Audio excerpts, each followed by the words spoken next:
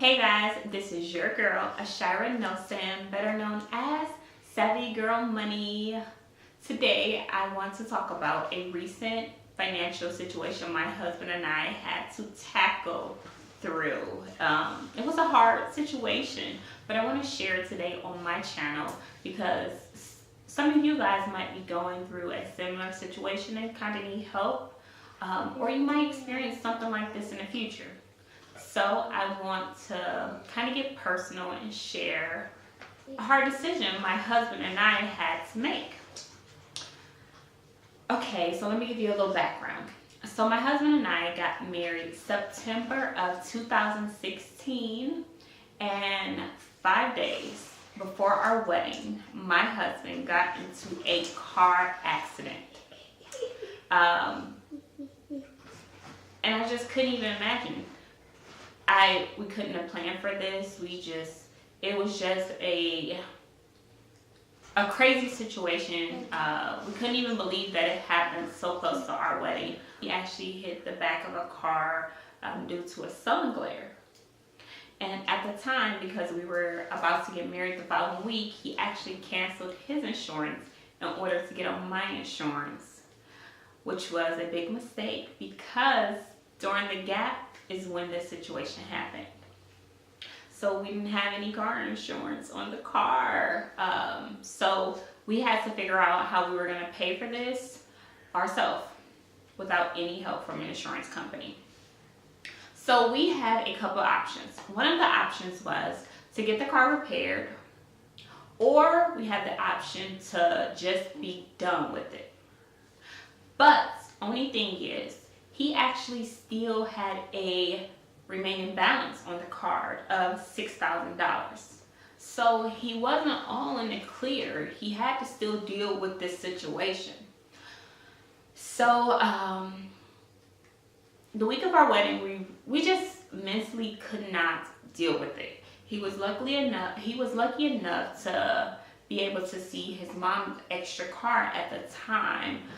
So that bought us a little time so then we didn't have to deal with immediately during our wedding week. So a couple months passed by. The car was actually parked at a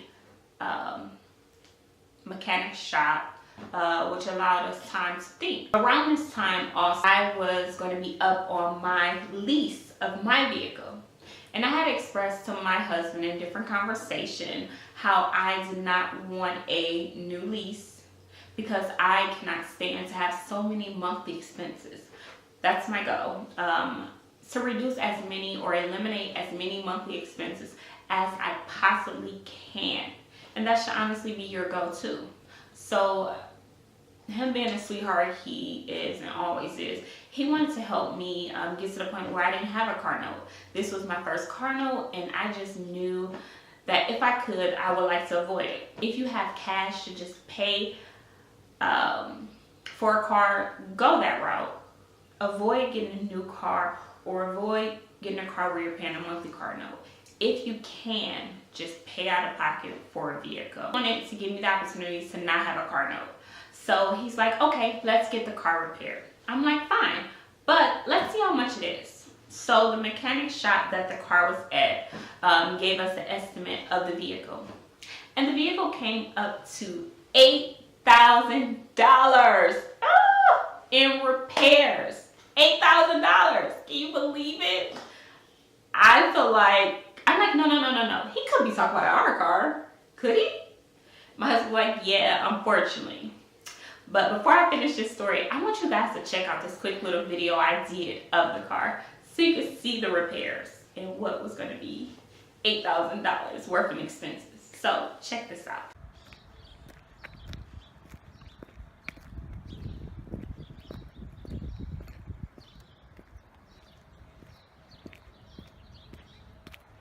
Now that you guys have seen the car, you can kind of see that it was a lot to be repaired. It was. And as I seen it, I told my husband that I really don't think that we should move forward with repairing it. And he was like, well, I really want you to not have a car note, and I still owe a remaining remaining balance of $6,000 on this car. We can't just walk away when I owe so much, which I understood and I respected. But something about the situation, it just didn't feel right to me. It didn't feel right to continue to put more money into this vehicle. And my husband, he was just like, I just can't walk away. I have paid so much on this car. I still owe the remaining balance, and I want to get it so that you don't have a car note. So we can't just walk away. And in my heart, I just knew I couldn't put any money into this car. And I really didn't want my husband to. Even though in a prior conversation, we actually did agree that I would pay 50% and he would pay the other 50%. But after seeing the vehicle, I just knew in my heart it was just not the right thing to do. So Devin and I, that's my husband, we sat down and we kind of did a spreadsheet of the remaining costs to get the car repaired. And it was just outrageous. So we would have to have paid $6,000 for the remaining balance, $8,000 to get it repaired, and possibly additional charges that could have came up as the mechanic was repairing it. And I just couldn't do it. I just couldn't allow my husband, even if he agreed to just pay the $8,000 myself, I just could not allow him to do this. So I had to just sit him down as his CPA and as his wife and tell him, I think we need to walk away. I think we need to cut our losses and just walk away. I know you wanted to get me this car, but we just have to let it go. It's a money pit. And when it's said and done, we're not even sure if the car is going to be 100% or not. So I just think it's best to walk away. I told him, I know that he has $6,000 remaining. Let's just focus on getting that paid off and not even put the additional $8,000 to repair it. It was hard for him to just walk away. And I understand he put so much into this car, monthly repairs. He paid on this car every month. And he take his car serious. They're his pride and his joy. But just being in this unfortunate situation, I'm just glad that we agreed together that it was best for our family and our expenses to just move on. And to update you on the situation now, present day, my husband actually got a new SUV. We have the Avalon still, and we're just going to pay it off together and then just go ahead and junk it, just be done with it. And next month, we're gonna together figure out if it's best for me to purchase a brand new car or consider a new to me used car. And we'll have to do that together because we have to calculate our expenses and see what's appropriate for our family to still accomplish our goals. And those goals being the goals to pay down our student loans, the goals to save, and the goals that we have to invest. And you got to consider those things also when you are put in different situations. You can't just go out and repair a car or go get a new car.